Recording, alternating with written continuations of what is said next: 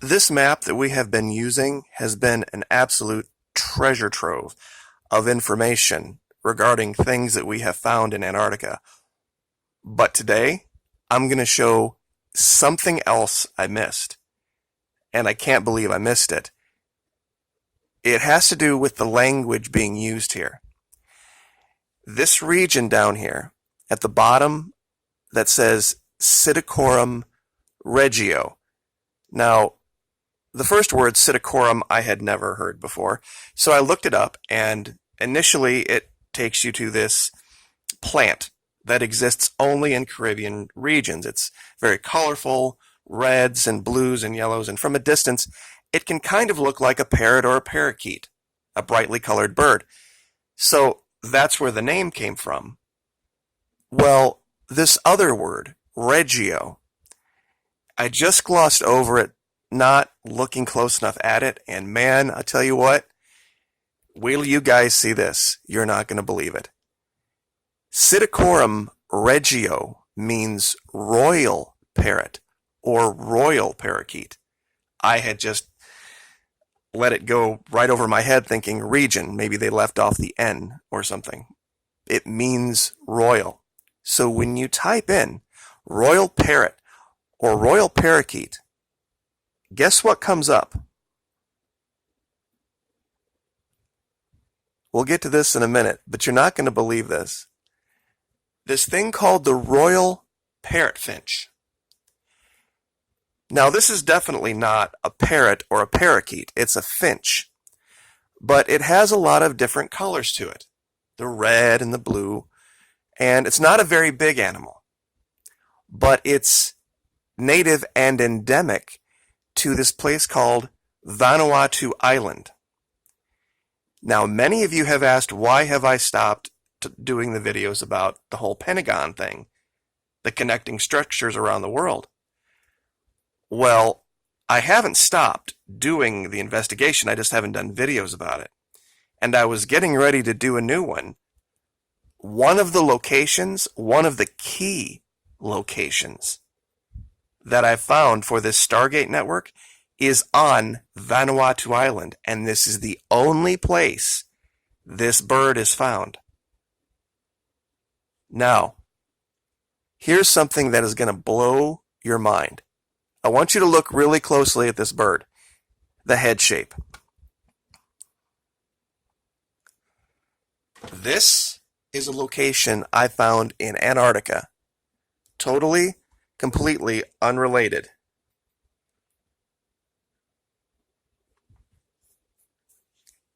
Can you possibly make the allegation that there is no connection there?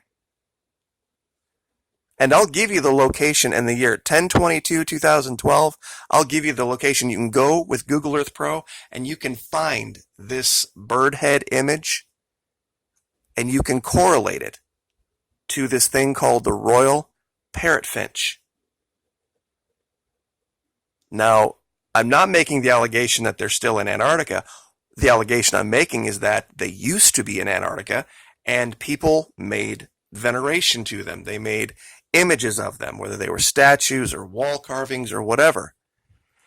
And someone, a map maker, Petrus Bertius, created a map in the early 1600s and wrote the word Psittacorum regio, royal, I think he means here, parrot finch. Not royal parrot, but royal parrot finch. Because I can show images from Antarctica that literally look exactly like that image. I don't know how anyone could look at this and not see the same dang bird. Now, and here's another example of it. They come in a lot of different colors. See if I can move this over here real quick. Well, it's not going to let me do it. I'll just put this back up. You can see the shape of the head is virtually identical. This is what I really think they were talking about. Now, in this region also, I wanted to show something. And I forgot to mention it like 3 times I've done this, and I forgot to mention this. I want you to look at this, and I know it's a strange image right here. The first thing I saw when I looked at this is like, I've seen this image before. Think of this part here as the head of a man, his body, and his hands and arms outstretched, either giving something or worshiping something. Now, I know that's a stretch. Like, where do you get that, Mikey? How could you possibly get that? Well, in this region right here where I showed this bird head, there is another one here, and another one here,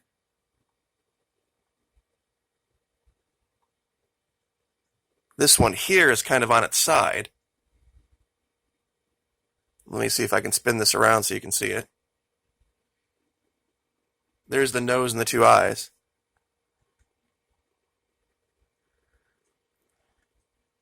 And another one here. Now, the worshiping part.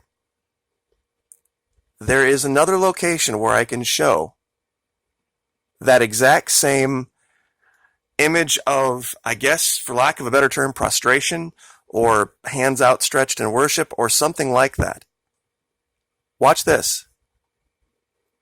And this I found about a year ago, and I've used it multiple times.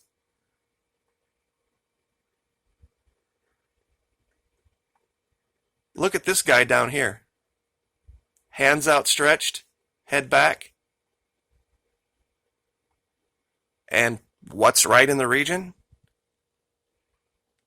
1 bird, 2 birds' heads, 3. This one's getting ready to take off. Another giant one over here. And what you could possibly make the allegation that this is one as well. Seeing 1? Okay, maybe. Seeing 2? No, that's even more than a coincidence. Seeing 4 or 5, seeing them in multiple locations, and then having a 16th century map maker write royal parrotfinch on a map, and then being able to literally find the head of a royal parrotfinch scrawled into a wall or a sculpture made of one, whatever it is. The chances of that are almost, I don't know what they would be. But real quick, I would like to show this location on Vanuatu Island. Now, you'd have to ask a question. You would be like, how the heck could you get from Vanuatu Island to Antarctica? Well, they did have this thing called a Stargate, and this was the find. For some strange reason, out here in the middle of this forest, trees do not grow in this weird 5-sided shape. Now, it's not a classic pentagon. That's true. Some of these aren't. But over time, I think it's just been one of these things where they don't show up perfectly because it's been out of use for so long. And this location correlates with a lot of others that I don't have the lines up for because I just try to keep the screen not looking like a giant ball of spaghetti. But this location in Vanuatu correlates directly with the location in Blythe. This area where we found in the desert southwest of the United States.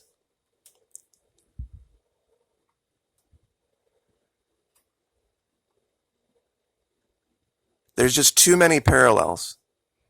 Way too many parallels for this to all be some kind of a coincidence.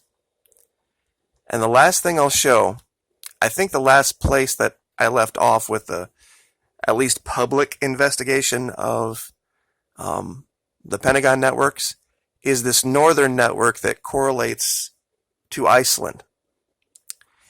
There's a tool available online, and I don't know if I still have it up or not. Yes, I do.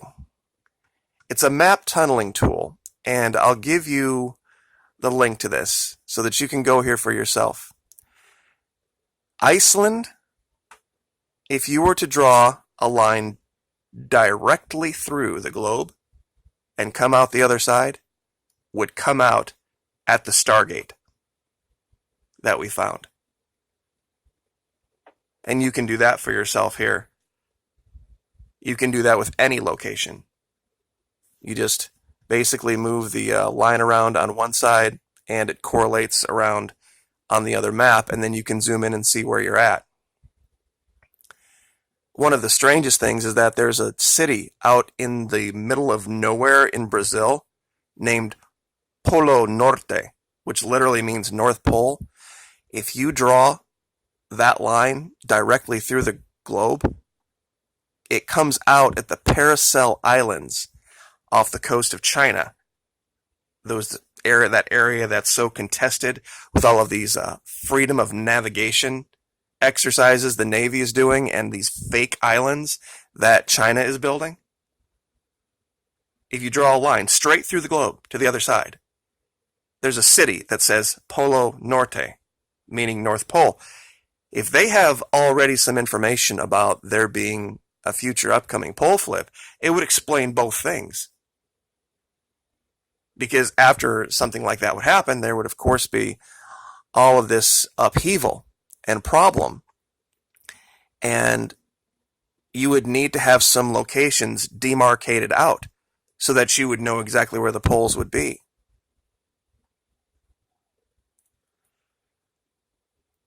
So the last place I'll leave is this. I think science might be partially right about something and partially wrong about something. They've dug these ice cores that show Antarctica having been frozen over for millions of years. Well, it's one tiny sample of one tiny location in Antarctica. What if,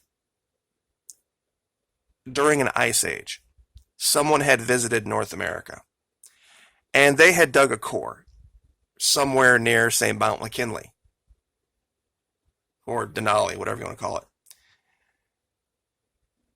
You would show ice, snow, and rock up there at those high elevations year-round, going back hundreds and hundreds, if not thousands of years, because of the elevation.